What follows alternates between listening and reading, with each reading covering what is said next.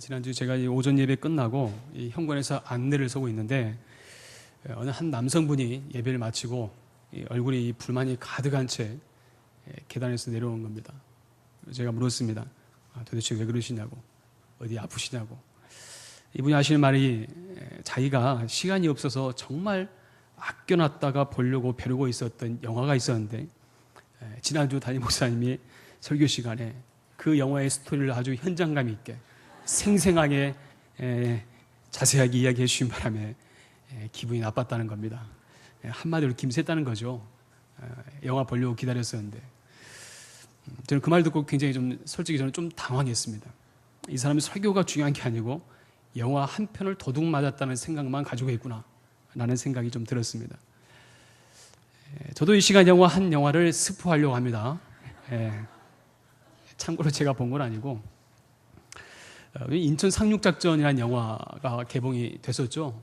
우리 보신 분도 계시겠지만 제가 아직 보지를 못했습니다. 인천 상륙작전은 우리가 6.25 전쟁을 모티브로 한 영화라고 이야기를 합니다. 근데 우리가 익히 잘 알고 있다시피 인천 상륙작전, 다시 말해서 메가더 장군이 주연이긴 하지만 그 영화의 스토리는 메가더 장군을 필두로 해서 이 전쟁 영화를 이끌어가는 것이 아니라 이 6.25 전쟁 그 가운데 이름 모를 무명의 영웅들에 대한 이야기라고 들었습니다. 대한민국 해군 첩보대, 켈로 부대 들어보신 분 계신지 모르겠지만 그 이름 모를 사람들에 대한 이야기가 있다고 그래요. 실제로 이 켈로 부대가 1950년 9월 15일에 밤 12시에 이 인천 상륙작전 전이죠. 이 당시 그 월미도를 점령하기 위해서 당시 그 월미도에 있었던 그 등대에 불을 켜야 하는데 이때 이 북한군이 그 등대를 점령하고 있을 때 여기 이제 켈로 부대가 들어가서 용감하게 싸워 이 월미도의 등대를 사수했다라고 하는 유명한 사건도 있다고 합니다. 그리고 이제 또 한 가지 볼 수 있는 부분은 이 인천 상륙작전이 성공할 수 있었던 그 배경에는 성동격서라는 이 고사성어인데 다시 말해서 적의 관심을 동쪽으로 유인한 다음에 서쪽 허리를 격침했던 것이 바로 인천 상륙작전이지 않습니까? 당시 동쪽에 있었던 그 포항 영덕이죠. 영덕 밑에 장사 해수욕장, 지금의 장사 해수욕장일 수 있겠죠. 장사 해안으로 해서 우리나라 소년병들이 이름 모를 군번 없는 소년병들이 이곳에 투입되어서 6일 동안 전쟁을 치르게 됩니다. 당시 이 상륙작전에 어린 소년병들에 의해서 772명이라는 소년병들이 이곳에 침투하게 되고 전쟁을 벌이게 됩니다. 건빵 한 봉지, 미숫가루 3봉지로 6일을 버텼다고 합니다. 이 전투를 통해 139명이 사망을 하고 92명이 부상을 당하고 다수의 행방불명자가 발생이 되었습니다. 어쩌면 그러한 그들의 희생이 있었기 때문에 인천 상륙작전이 가능하지 않았는가라는 것에 대해서 이야기를 합니다. 어느 시대든지 시대의 위기가 다가오면 우리가 흔히 하는 말로 난세의 영웅들이 등장을 합니다. 어려운 시대마다 그 영웅들이 등장할 때마다 그 영웅들은 우리가 잘 알고 있는 유명한 자들도 있지만 대부분의 사람들이 무명한 자들입니다. 이름 모를 사람들, 이름 없는 사람들에 의해서 난세를 극복하는 일들이 역사적으로 많이 등장한 걸 볼 수가 있습니다. 오늘 이 본문에도 마찬가지로 이 무명의 그리스도인들에 대한 이야기가 우리 가운데 펼쳐지고 있습니다. 자, 오늘 19절 말씀 다 같이 한번 읽도록 합시다. 19절 말씀 다 같이 읽겠습니다. 시작. 그때 스데반의 일로 일어난 환란으로 말미암아 흩어진 자들이 베니게와 구브로와 안디옥까지 이르러 유대인에게만 말씀을 전하는데. 아멘. 여러분, 그 스데반 집사 그 순교를 기점으로 해서 예루살렘 교회, 그리고 예루살렘의 예수 믿는 사람에 대한 핍박이 본격적으로 일어나기 시작을 했죠. 그리고 나서부터 13년이 지난 이후에 이 곳곳에 흩어져 있던 사람들에 의해서 드디어 이제 안디옥 지방까지 이 복음이 전해지기 시작을 했다라고 말씀을 합니다. 그 전까지만 해도 이 복음은 유대인들에게만 전해졌던 것이 그들에게 일반적으로 전하는 방식이었습니다. 13년이 지난 이후에 드디어 이방인들에게도 복음이 전해지기 시작을 했다는 것이죠. 그리고 20절의 말씀 보면은 여기 보면 구레네와 구브로 출신의 사람들이라라고 이야기를 합니다. 이 사람들에 의해서 복음이 전해지기 시작을 했다라고 말을 합니다. 구브로란 말, 구브로. 지금 이 지중해에 있는 섬인데 이 사이프러스라고 하는데요. 지금의 사이프러스라는 섬의 이 구브로를 말하는데 그 섬 출신의 사람 한 명과 그리고 또 한 사람, 구레네 사람, 북아프리카 쪽에 있는 지역에서 올라온 사람을 이야기를 합니다. 다시 말해서 이 세계에서 흩어져 있던 세계의 이방인들에 의해서 이곳에 복음이 전해지기 시작을 했다라고 말씀을 합니다. 언젠가 한번 제가 이 본문을 가지고 설교를 한번 한 적이 있는 것 같은데요. 그때 당시 제가 말씀을 드렸죠. 이 사람들에 의해서 그 유명한 안디옥 교회가 세워지게 되었다라고 우리에게 말씀합니다. 여러분, 안디옥 교회는 역사상 존재한 교회 중에 가장 위대한 교회였다라고 평가를 하기도 합니다. 왜 그런 평가를 받는 이유 중에 여러 평가가 있는데요. 그 중에 하나가 당시 초대교회는 대부분 사도들에 의해서 세워졌던 교회가 태반이었습니다. 알다시피 예루살렘 교회는 베드로를 위시해서 당시 몇몇 사도들에 의해서 교회가 세워졌습니다. 그리고 여러분들이 알다시피 바울이 세웠던 교회 얼마나 많습니까? 갈라디아 지역에, 에베소 지역에, 또 빌립보 지역, 데살로니가 지역에 수많은 교회들을 이 바울을 통해서 교회들이 세워졌다 했습니다. 그렇게 해서 교회들이 세워졌는데 종전에 이처럼 교회가 세워졌던과는 달리 오늘 이 안디옥 교회는 이방인들에 의해서 교회가 세워졌다라는 것입니다. 더더군다나 이 교회가 세워질 때 이 교회를 설립한 자가 누군지도 모릅니다. 이름도 출신도 누구인지 잘 몰라요. 다시 말해 성경 속에 이들의 모습은 주역으로 등장하지 않고 이름 모를 무명의 그리스도인들로 우리에게 소개해주고 있더라라는 것이죠. 이렇게 해서 안디옥 교회는 세워졌습니다. 알렉산더 솔제니친 혹시 들어본 사람이 있습니까? 러시아의 문호가죠. 솔제니친이 한 번은 한때 그 스탈린에 의해서 강제 수용소, 이 시베리아의 강제 수용소에 수감이 된 적이 있습니다. 당시 이 수용소에 있을 때 일인데요. 한 번 이 강제 노동에 너무나 힘든 나머지 이 솔제니친이 갑자기 일하다가 삽을 내에 던져버렸습니다. 그리고 나서 감시관이 자신을 두들겨 패더라도 맞아 죽을 각오를 하고 삽을 던져버렸어요. 너무 일이 힘들어서 도저히 날 못 해먹겠다. 맞아 죽고 말지. 삽을 던져버렸습니다. 그리고 다른 죄수들이 그리했던 것처럼 감시관이 자신에게 다가와서 맞을 것을 대비하고 있었어요. 그런데 그런 일이 벌어지기 전에 어느 한 죄수가 이 솔제니친 앞으로 다가오는 것입니다. 그리고 그는 한마디도 하지 않은 채 솔제니친 앞에 흙에다가 십자가를 그리더니 그대로 사라졌습니다. 이때 솔제니친이 그 땅에 새겨진 그 십자가를 바라보면서 그가 순간 모든 것을 포기하고 절망했던 그 순간에 다시 한번 그 마음 가운데 희망의 메시지를 붙들게 됩니다. 다시 말해서 십자가의 능력을 통해서 모든 것이 가능하다, 할 수 있다, 이겨낼 수 있다, 극복할 수 있다라는 그 마음이 그 마음 가운데 강하게 그 자신을 사로잡는 것을 보게 되었어요. 그래서 이 솔제니친은 다시 한번 자기가 살아갈 희망을 붙잡게 됩니다. 포기하지 않습니다. 그리고 훗날 이 시베리아 수용소에서 그가 이 모든 일을 살아남아서 나중에 미국으로 망명을 하게 되죠. 그리고 나중에 알다시피 1970년도에 노벨 문학상을 받게 됩니다. 그리고 1983년도에는 소련에서 종교를 불화시킨 그러한 개척자라는 것에 인정을 받고 그 유명한 종교상으로서 아주 노벨상이라고 하는 이 템플턴 상에 수상을 하기도 합니다. 만약 이 솔제니친이 없었다면 이러한 위대한 역사들이 일어날 수 있었겠습니까? 하지만 이러한 솔제니친이 있기까지 만약에 포로 수용소에서 그가 삶을 포기하고 내가 여기서 죽어버리겠다라고 생각했다면 아마 지금의 우리가 알고 있는 솔제니친은 존재하지 않을 것입니다. 그러한 솔제니친이 있기까지 아까 말씀드렸던 이 무명의 죄수 한 명, 그가 그 솔제니친 앞에 가서 십자가를 그려서 그로 하여금 다시 한번 살아갈 희망을 그에게 전하였던 것처럼 어쩌면 그에게 그 무명의 한 죄수가 솔제니친에게는 다시 한번 희망의 메시지가 되었다라는 것을 우리에게 말씀합니다. 저는 이 안디옥 교회를 세웠던 이 무명의 그리스도인들을 보면서 우리 역시도 그러한 역할을 감당할 수 있어야 되지 않겠는가라는 생각을 좀 해보게 되었습니다. 이 시대를 교회의 위기다, 그리고 기독교의 위기다라고 말합니다. 실제 요즘 한국의 기독교인은 성도의 수가 급감하고 있다라고 말합니다. 이 세상에서 기독교는 이미 설 자리를 잃어버렸다라고 해도 과언은 아닙니다. 더 이상 교회에서 교회에 대한 기대치가 없습니다. 교회가 갈수록 세상 사람들에게 더 이상 영혼의 참 만족을 주지 못하는 것으로 전락이 되었습니다. 이와 맞물려 많은 사람들이 교회를 조롱하고 하나님을 조롱한 일들이 너무나 빈번하게 일어나고 있습니다. 그런데 정말 서글픈 사실은 이렇게 교회가 조롱을 당하고 하나님의 이름이 멸시를 당함에도 불구하고 이와 맞서서 그와 더불어 싸울 사람이 없다는 것입니다.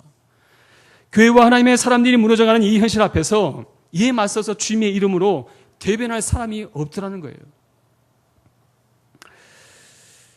저는 지난주에 우리 주일 저녁 예배 때 동성애에 대해서 김지연 약사가 세미나를 했었죠. 제가 그분을 보면서 도전을 받았던 것 중에 하나가 참 귀한 일을 하고 있다라는 생각을 하면서 참 외로운 투쟁을 하고 있구나라는 생각 또한 들었습니다. 참 귀한 사역이다.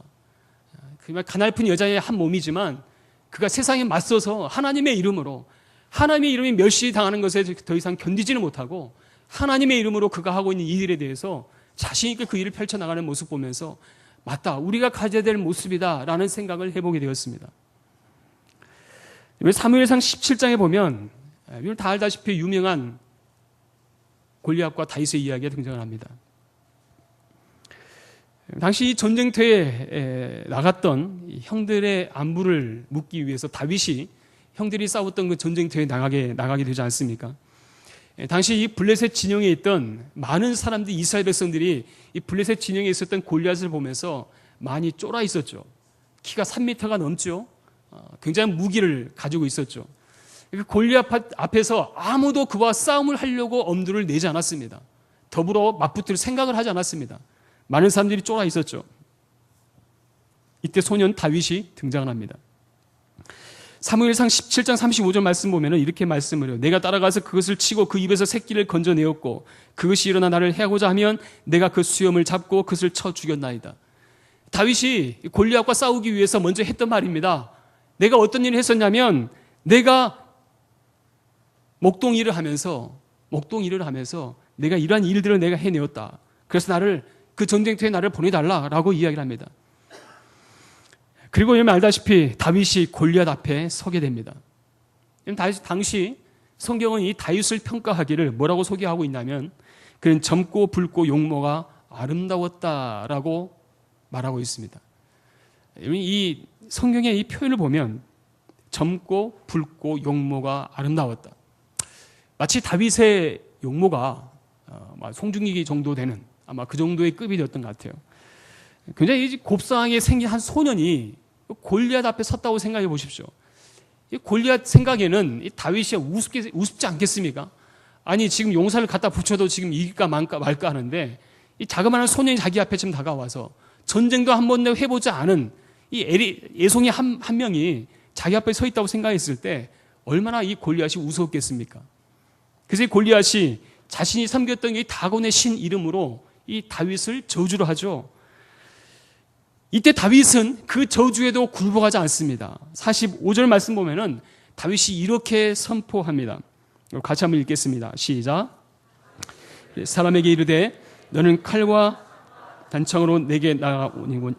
나는 만군의 여호와의 이름 곧 내가 모여가는 이스라엘 군대의 하나님의 이름으로 내게 나아오나. 아멘. 다윗이 이야기합니다.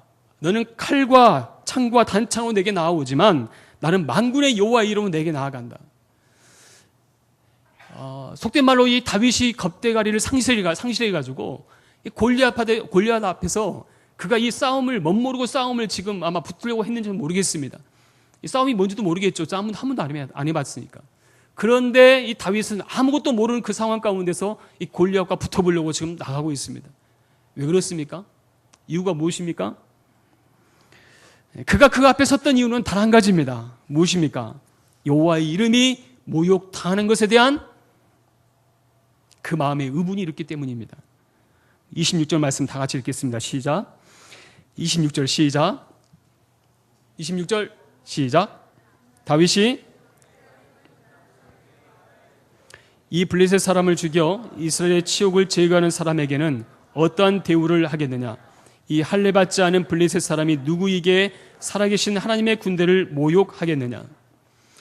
다윗이 그런 무모한 싸움을 붙으려고 했던 이유는 단 한 가지입니다. 무엇입니까?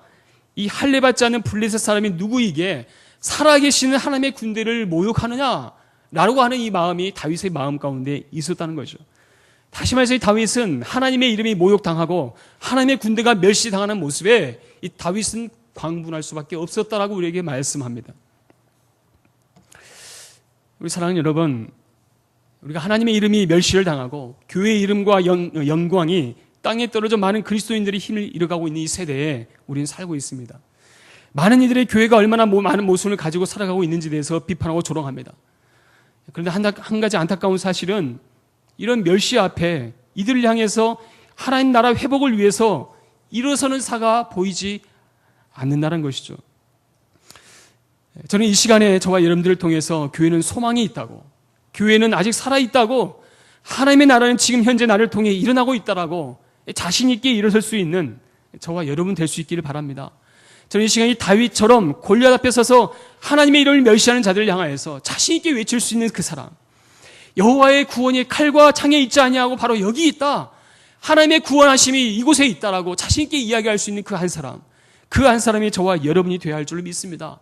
예수 믿는 게 쪽팔려서, 예수 믿는 게 부끄러워서가 아니라, 예수 믿는 것 때문에 내가 빌빌거리며 사는 자들이 아니라 예수 믿는 영광이 여기 있다라고 자신 있게 말할 수 있는 사람, 바로 그 한 사람이 저와 여러분이 되어야 한다는 것입니다.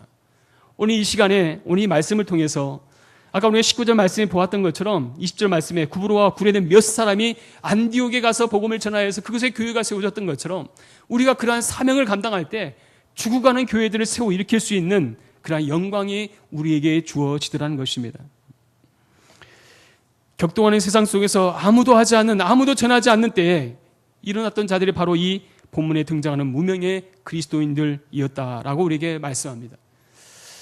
저는 이 시간에 이 무명의 그리스도인들의 모습을 보면서 우리가 하나님 앞에서 동일하게 하나님께서 우리에게 요구하시는 이 무명의 그리스도인들의 모습, 어떤 모습 우리가 도전을 받을까? 크게 두 가지를 좀 보려고 합니다. 첫 번째는 이들은 환난을 승리로 바꾸었던 사람이었습니다. 우리 19절 말씀 보면은 시작에 이렇게 말씀을 했죠. 그때에 스데반의 일로 일어난 환난으로 말미암아라고 말씀합니다. 스데반의 일로 말미암아 그때 당시 예루살렘에 있었던 많은 사람들이 곳곳에 흩어지게 되었습니다. 하나님께서 디아스포라, 흩어 뿌렸다라고 우리에게 말씀을 하죠. 그런데 이 흩어진 모든 일들이 계기가 어떤 일이었습니까? 바로 스데반의 일이었다라고 말씀합니다. 사도행전 6장 8절에 보면 스데반 집사가 그리스도를 전하기 시작을 할 때, 설교할 때 양심의 가책을 받았던 많은 유대인들이 스데반 집사를 돌로 쳐 죽이게 됩니다. 순교를 하게 되었죠. 그리고 그 순교를 기점으로 해서 예수 믿는 많은 사람들이 박해를 받기 시작을 했습니다. 집안에서 예수 믿는 사람들을 끌어다가 죽이기를 시작을 했고, 또 그로 하여금 많은 사람들이 살육하고 억울함을 당하고 박해를 당하는 일들이 스데반 집사 순교 이후로 갑자기 많아지기 시작을 했습니다. 그래서 당시 초대교회 사람들은 예루살렘에서부터 이 박해를 피하기 위해서 500km나 떨어진 곳까지 가서 그들이 피신을 하게 됩니다. 여기서 우리가 주목해야 할 부분이 있습니다. 예수를 믿는다는 이유 때문에, 하나님을 믿는다는 이유 때문에 환난을 받고 박해를 받는 사람들에 대한 태도를 주목해 보자는 것입니다. 그들은 자기가 받았던 그 박해와 어려움 때문에 좌절하는 것이 아니라 그 어려움을 통해서 오히려 그들이 갔던 그곳에 가서 복음을 전하기 시작하더라는 것입니다. 다시 말해서 그들이 받았던 그 박해는 그들에게 절망이 아니라 또 다른 희망의 메시지를 그들이 있는 곳에서 전하기를 시작하더라는 것이죠. 여러분, 어려움을 당할 때 사람들은 두 가지 반응을 보게 됩니다. 첫 번째 반응은 그 어려움을 통해서 자기의 삶을 자포자기하는 사람이 등장합니다. 이 어려움 때문에 내 인생은 끝났다. 나의 앞길은 이제는 완전히 막혀버렸다. 할 것이 없다. 더 이상 내가 할 수 있는 것도 없다라는 생각을 하게 됩니다. 어제 9월 10일 무슨 날인지 아십니까? 어제 무슨 날? 세계 자살 예방의 날이었습니다. 세계 자살 예방의 날. 그런데 이 세계 자살 예방의 날에 무색하게끔 지난주에 우리나라에서 일어난 사건 중에 2건의 동반 자살이 있었어요. 2건의 동반 자살. 개인이 자살한 것은 이루 말할 수는 없고요. 이제는 심각한 것은 사회적으로 함께 더불어 자살하는 게 마치 유행처럼 퍼져 나가는 것 같은 그런 느낌이 들기도 합니다. 많은 사람들이 자기가 삶이 어려우면, 자기의 삶의 한계를 다다르면 그것을 극복하고 넘어서려고 하는 마음을 갖기보다 모든 것을 포기해버립니다. 할 수 없다라고 생각을 합니다. 그래서 자신의 극단적인 삶을 선택하는 사람들이 너무나 많이 일어나고 있더라는 것입니다. 그런가 하면 두 번째 부류의 사람이 있습니다. 두 번째 부류의 사람은 자신에게 닥친 고난과 어려움이 있을 때 그것을 승리의 발판으로 일어설 수 있는 그러한 극복을 보여주는 사람이 있더라는 것이죠. 이것이 바로 오늘 믿음의 사람들이 우리에게 보여주는 그러한 아름다운 모습입니다. 오늘 핍박이라고 하는 환란을, 이 안디옥 교회를 개척했던 많은 문명의 그리스도인들은 그 환란이 끝이 아니라 그것을 통해서 예수 그리스도를 전하는 삶의 전환점을 가져왔다라고 하는 것을 우리에게 말씀하고 있습니다. 가난한 영국인이었던 한 여인이 있었습니다. 이 여자가 일자리를 구하기 위해서 포르투갈로 넘어갔습니다. 그리고 1992년도에 한 3살 연하의 남자를 만나서 포르투갈 사람과 결혼을 하게 되었습니다. 이 두 사람이 만날 때에는 뜨겁게 사랑을 했습니다. 정말 열정적으로 서로 좋아했습니다. 근데 그렇게 사랑함과 동시에 그들이 항상 또 다툼 또한 빈번했습니다. 자주 싸웠대요. 근데 또 사랑하기 때문에 또 다시 서로 그 마음에, 사랑의 마음이 싹트게 되었어요. 결국 결혼까지 들어갔습니다. 그런데 문제는 그렇게 결혼을 해서 임신을 하게 되었는데, 이 임신한 여자가 결혼한 지 얼마 안 돼서 남편이 직장을 다닐 생각을 하지 않는 거예요. 결국 여자가 직장의 전선에 뛰어들었습니다. 여자가 돈을 벌었어요. 남편은 일을 하지 않습니다. 날마다 구타를 합니다. 별로 여자한테 도움이 되지 않았습니다. 이 여자에게는 굉장히 불행한 결혼이었습니다. 그러다가 1년이 지난 후에 1993년도에 태어난 지 4개월 된 딸을 데리고 밖으로 쫓겨나야 했습니다. 남편이 길거리에서 이 여자를 무지막지하게 구타를 하고 집에서 쫓아내버렸습니다. 그렇게 해서 이 포르투갈에서 쫓겨나서 이 여인은 다시 영국으로 돌아왔습니다. 이 포르투갈 생활을 정리하고 영국으로 돌아왔을 때 그가 할 수 있는 일은 아무것도 없었습니다. 그래서 이 사회보장제도를 찾아가서 그곳에 자신의 처지를 이야기를 하고 생활보호 대상자가 되기 위해서 자신이 그것을 청에 들어가서 요청을 하게 되었습니다. 사회보장부 직원에게 자신의 사정을 이야기하고 그 보조금을 받기까지 이 여인은 굉장히 큰 수치심을 느꼈다고 합니다. 그리고 돈을 받을 때에도 남들이 보지 않을까, 너무 부끄러워서 창피해서 어린 나이에 그렇게 돈을 받는 자체가 스스로가 용납이 되지 않았던 거예요. 그렇게 해서 정부의 보조금을 받고 또 정부에서 제공하는 주택을 제공을 받았습니다. 좋지 않는 허문한 아주 허름한 아파트에서 그곳에 거하게 되었습니다. 그곳에서 그렇게 살아가면서 참 많은 어려움이 있었다고 그래요. 그렇게 3년이 지난 다음에 이 여인은 그곳에서 글을 써가기 시작을 했습니다. 그리고 나서 썼던 책이 바로 여러분이 잘 알고 있는 해리포터 이야기입니다. 조앤 롤링이라는 여인이 그렇게 어려운 가운데서 책을 써내려갔던 것은 어쩌면 그에게 있어서 그 어려움이 있었기 때문에, 아니 그 어려움으로 끝내는 것이 아니라 그로 하여금 그 어려움을 극복할 수 있는 마음이 있었기 때문에 오히려 그것이 자신에게 전화위복의 아주 좋은 기회였다는 것을 알 수가 있게 되었습니다. 우리가 성경을 보더라도 이 환난을 승리로 만든 많은 사람들을 발견할 수 있습니다. 여러분 한번 생각해 보십시오. 만약에 사도 바울이 옥중에 갇혀 있었을 때에 그가 이 옥중에 있었다는 것만으로 많은 것을 포기했더라면, 모든 것을 포기했더라면 어쩌면 바울 서신이 등장하지 않았을 것입니다. 하지만 바울 스스로는 자신을 포기하지 않았습니다. 하나님 주신 사명이 있었기 때문에 내가 왜 이 일을 감당해야 될지 분명한 목표를 향했고 사명을 보았던 것이 바로 바울 사도의 모습이었다라는 것을 우리에게 말씀하고 있죠.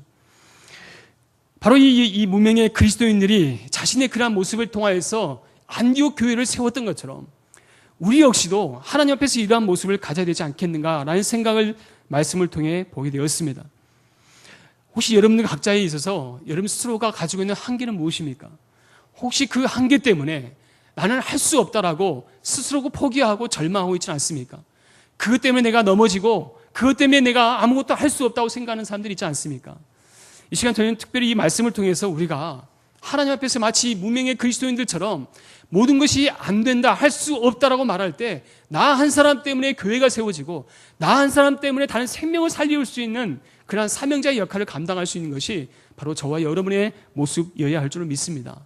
이 시간 특별히 바라옵기는 마치 이 무명의 그리스도인들처럼 마치 그 어려운 환경을 하나님이 다시 한번 그들로 하여금 일어설 수 있는 전환점을 가져왔던 그러한 사명자의 삶을 살았던 것처럼 저와 여러분들이 그러한 삶을 살 수 있기를 바랍니다. 두 번째로 이들의 모습을 보면 이들의 삶은 이 복음의 증거자의 삶을 살았던 것을 볼 수가 있습니다. 20절, 21절 말씀 다 같이 읽도록 하겠습니다. 시작. 그 중에 구브로와 구린의 몇 사람이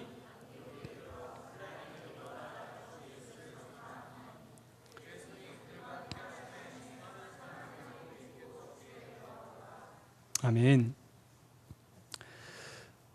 여러분 당시 그 예수 믿는 사람들이 핍박했던 사람들이 있어서 특별히 그 안디옥 도시 같은 경우는 안디옥에 있었던 사람들이 예수 믿는 사람들을 핍박할 당시에 과연 그들은 핍박할 자격이 있었는가라고 했을 때 안디옥 사람들은 절대 그렇지 않습니다. 여러분 사람은 누구나 그렇지 않습니까? 누군가의 너는 잘못이야, 이건 잘못됐어라고 말했을 때는 자신이 나름대로 정직하고 나름대로 착하게 살았을 때 그런 말을 할 수 있는 자격이 있을 때에 그 말에 그 힘이 실리는 거고 또 그 말할 수 있는 사람의 모습에 대해서 우리는 더 이상 토를 달지 못합니다. 그런데 안디옥 교회를 향해서 지탄했던 많은 사람들, 안디옥에 있었던 사람들은 그럴 자격이 없던 사람들이었습니다. 알다시피 안디옥이라고 하는 이 도시는 로마 제국에서 세 번째로 큰 도시였습니다. 하지만 문제는 항구 도시가 가지고 있는 단점인 것처럼 이 도시 역시도 향락과 많은 쾌락의 도시이기도 했습니다. 환락의 도시였습니다. 그리고 가장 결정적인 것은 이 안디옥에 있는 데푼이라는 이 신전에서 많은 사람들이 이방신을 섬기면서 당시 신전을 섬기는 여사제들과 온갖 추접한 일을 다 했던 것이 바로 이 안디옥의 도시의 특징이었습니다. 그런데 바로 그곳에 복음을 전하기 쉽지 않은 이 불모지 같은 그곳에 이 무명의 그리스도인들이 들어가서 그곳에 복음을 전하기 시작할 때 많은 역사가 일어났던 것입니다. 이게 놀라운 사실인 거죠. 자, 그런데 여기서 우리가 한 가지 아까 말씀 보았던 것처럼 20절 말씀 보십시오. 하반절에 안디옥에 이르러 헬라인에게도 말하여 주 예수를 전파하니. 자, 구브로와 구린의 몇 사람이 했던 것은 다른 게 아니었어요. 그들이 가서 혁명을 일으켰다. 그들이 가서 많은 사람들에게 어떤 일을 했다. 어떤 선한 사업을 했다. 그걸 말하지 않아요. 그들이 했던 것은 단 한 가지입니다. 무엇입니까? 주 예수를 전파하니. 예수 믿는 사람들에게 가장 큰 능력은 무엇이냐면 증거하는 삶입니다. 증거하는 삶. 내가 믿는 예수가 누구인가? 내가 믿는 예수 그리스도가 누구인가? 예수 믿지 않는 사람들에게 내가 믿는 예수를 그들에게 전하였을 때, 그들에게 예수 생명이 전하여질 때 그것이 바로 능력이 되고 그것이 교회가 감당해야 될 사명이라는 것을 우리에게 말씀하는 단편적인 모습이기도 합니다. 자, 이렇게 이 증거하는 삶을 살았을 때 어떤 일이 일어납니까? 21절 다시 한번 다 같이 한번 읽겠습니다. 21절 말씀 시작.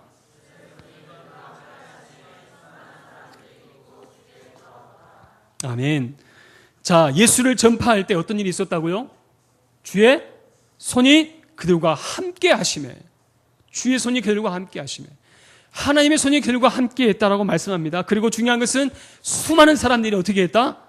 믿고 죽게 돌아오더라. 어떨 때 이런 역사가 일어납니까? 어떠할 때? 예수를 증거할 때. 예수를 증거할 때. 어떤 사람이 이런 말을 합니다. 예수 믿는 사람들은 그저 윤리적으로 살면 되지 않습니까? 도덕적으로 선하게 살면 되지 않습니까? 기독교인에게 그것보다 더 필요한 게 무엇이겠습니까? 물론 우리가 삶으로 승부해야 되겠죠. 예수 믿는 사람이기 때문에 예수 믿는 사람답게 우리의 삶이 부끄럽지 않도록 우리가 하나님 앞에 정직한 마음으로 이 세상 가운데 살아야 되겠죠. 빛과 소금의 역할을 감당해야 되겠죠. 하지만 만약에 예수 믿는 사람은 그게 사명이 그게 끝입니다라고 말한다면 그건 역시 잘못된 것입니다. 우리가 그리스도인들에게 우리가 가져야 될 사명이 있다면 그것은 바로 예수 그리스도를 증거하는 것입니다. 내가 믿는 예수가 누구인지, 내가 예수를 어떻게 믿게 되었는지, 나 한 사람 때문에 예수 그리스도가 나에게 어떤 분인지를 자신 있게 이야기할 수 있는 사람, 그것이 바로 오늘날 저와 여러분들이 가져야 될 모습이라는 것입니다. 오늘 이 시간 이 말씀을 통해서 저와 여러분들이 우리가 하나님 앞에서 어떠한 삶의 자세를 가질 것인지, 우리가 10월 달에는 항상 우리가 전도의 달을 삼고 준비를 합니다. 지난주에 우리 태신자를 작정했습니다. 내가 전도해야 될 대상자를 작정을 했어요. 작정하는 것에 끝나는 것이 아니라 저는 여러분들이 우리 입술을 열어서 우리가 이 마음을 열어서 내가 믿는 예수가 누구인지를 전할 수 있는 저와 여러분 될 수 있기를 바랍니다. 단순히가 입술로만 열어서가 아니라 우리 안에 있는 진리를 선포하십시오. 예수 그리스도 안에 생명이 있음을 증거하십시오. 그리할 때 역사는 일어납니다.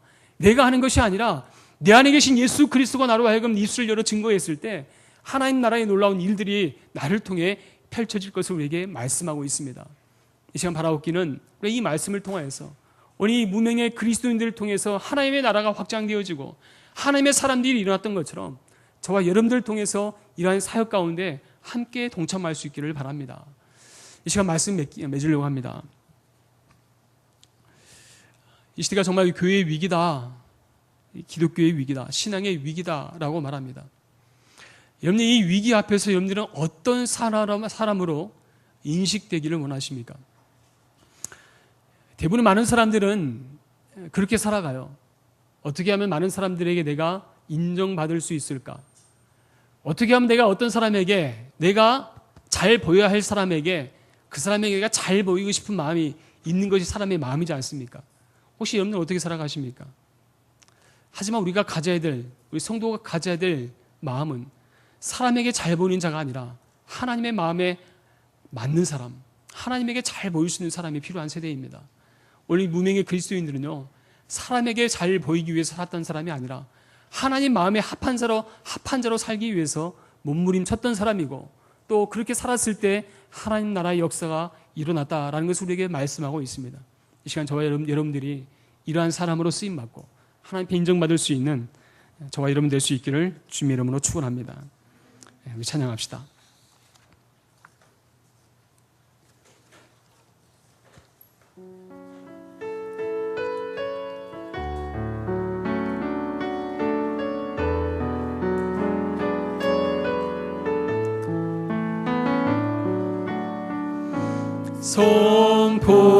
선포하라 부활하신 영광의 주 아름다운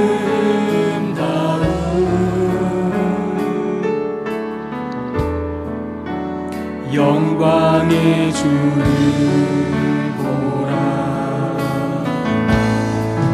보좌에 앉으신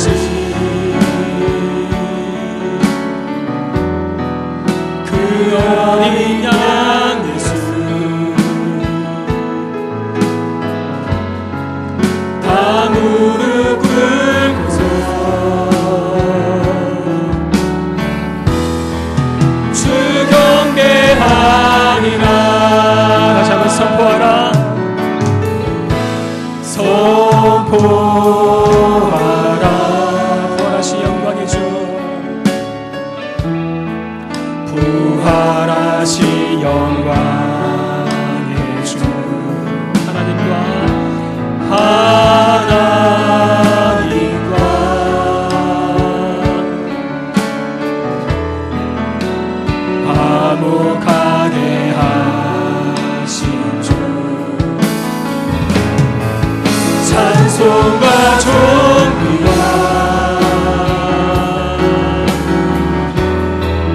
영광과 능력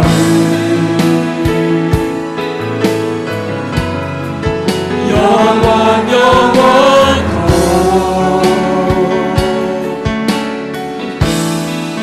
받아 주옵소서. 이 시간 같이 한번 기도할 때 이 시간 이렇게 한번 기도했으면 좋겠습니다. 오늘 말씀에 등장하는 구브로와 구레네 몇 사람을 통해서 안디옥 교회가 세워졌던 것처럼 하나님 이 땅에 많은 사람들의 소망이 없다라고 또 많은 사람이 교회 안에 능력이 없다라고 손가락질하지만 하지만 우리가 교회가 멸시를 당하고 하나님의 이름의 모욕을 당하는 이 시대 가운데 이로부터 우리가 막을 수 있는 하나님 내 자신이 무명의 그리스도인들이 되길 원합니다. 하나님 우리가 더 이상 이러한 모습을 지켜보면서 남의 일같이 생각하는 자들이 아니라 이제 우리 안에 하나님 향해서 안타까이 여기는 마음을 가지고 주 앞에 나아갈 수 있는 하나님 저희가 될 수 있도록 인도하여 주시옵소서. 하나님 이 시간 나의 믿음을 통하여서 내 믿음을 통하여서 내가 전하는 그리스도를 통하여서 이제는 예수 안에 능력이 있음을 예수 안에 생명이 있음을 증거하는 증거자의 삶을 살아갈 수 있도록 인도하여 주시옵소서. 정말 그리하여서 하나님께서 이 시대에 찾으시는 그 한 사람의 모습을 바로 설 수 있는 하나님 저희가 되기 원합니다 라고 우리가 기도하며 나아가기 소원합니다. 함께 기도하겠습니다. 조시 하나님 아버지 이 시간도 주 앞에 우리가 나아가는